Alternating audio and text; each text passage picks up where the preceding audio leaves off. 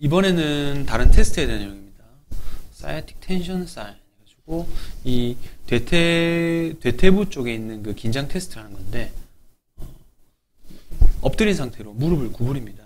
그리고 이럴 경우 이제 증상 자체가 생기거나 아니면 누가 다리를 들어주는 거죠. 들었을 때 더 증상이 생긴다면 이게 디스크를 의심해 볼 수 있습니다. 그리고 상부 디스크입니다. 이렇게 보이는 것이 SLR 테스트라고 하지 직거상 검사를 테스트해 보는 모습이고요.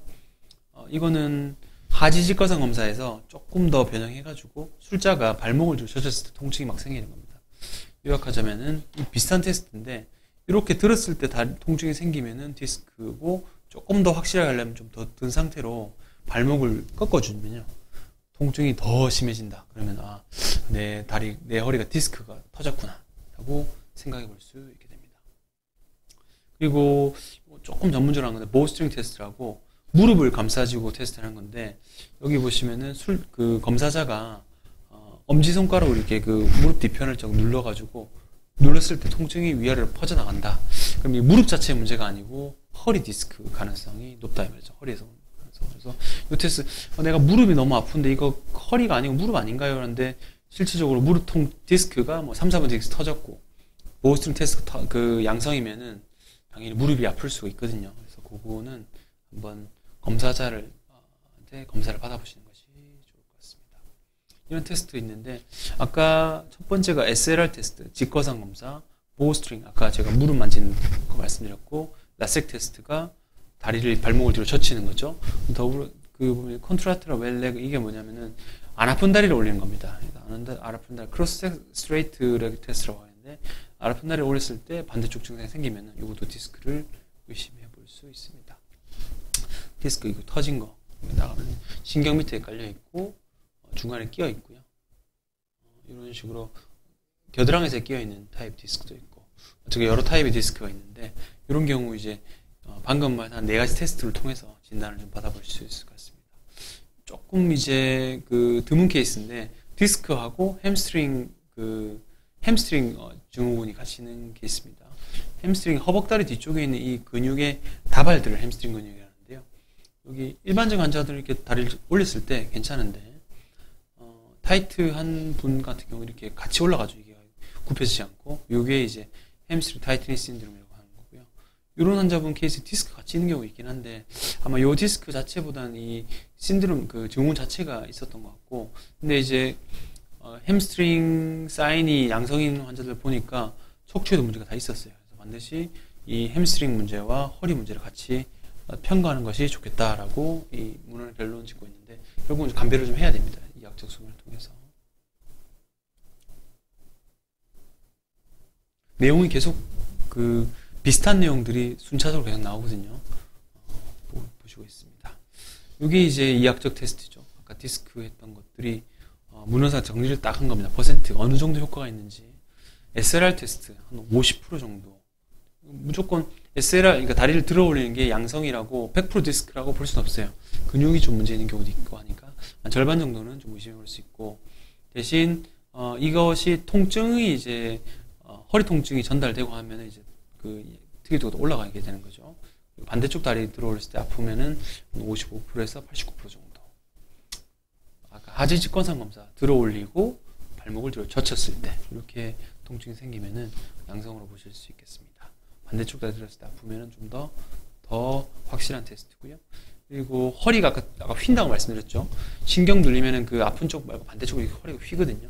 그래서 그런 측만증이 생길 수도 있고 파라시스 모터가 힘이 좀 빠지는 경우도 절반 이상 그리고 근육 자체가 마르는 경우가 있습니다. 76%이 정도면 허리에 문제가 있는 경우가 좀 많죠.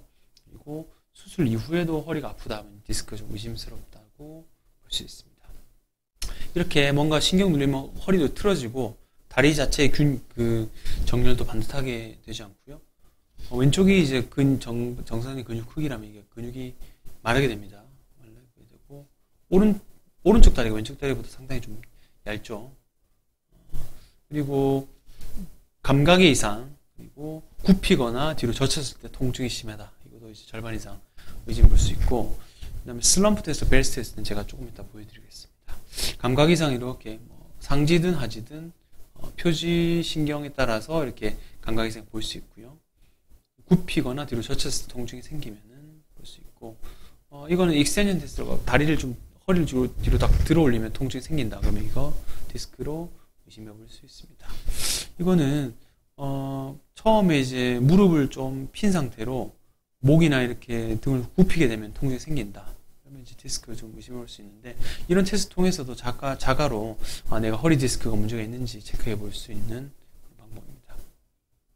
그래서 여러 가지 검사, 하지 직거상 검사, 그리고 허리가 틀어지는 거, 마비가 생기는 거, 그리고 근육이 마르는 거, 그리고 반사의 제한이, 이런 것들이 있으면은 허리 디스크를 의심해 볼 수 있죠. 감각이 이상 있는 거, 그리고 굽혔을 때 문제가 생긴다.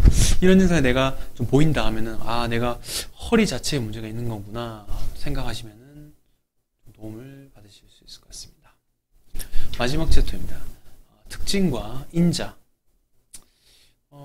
계속 이제 비슷한 내용을 말씀드렸는데, 허리 디스크는 결국은 요통과 방사통으로 구성되는데, 아예 허리 통증만 있는 경우도 있고, 허리 통증 거의 없으면서 다리만 아픈 경우도 꽤 많이 있거든요. 그래서 발만 아프거나 무릎이 아프거나 하면은 허리 디스크가 아니다라고 하는 게 아니고, 반드시 디스크에 대한 테스트를 통해서 의심을 해봐야 될 수 있고, 감각과 운동 기능 저하가 생길 수 있습니다. 그리고 아까 그 디스크 모양을 보여드렸는데, 쌓이는 디스크는 조금 나은데 터지거나 이제 흘러내리는 디스크도 있을 수 있죠. 이런 식으로 쌓이는 디스크는 수술 잘 안 합니다. 이제 나오거나 이렇게 흘러내려 버리면은 수술로 갈 가능성이 높고요. 아까 보여드렸던 사실입니다. 이게 좋아지는 디스크. 근데 디스크는 디스크로 진단이 됐어요.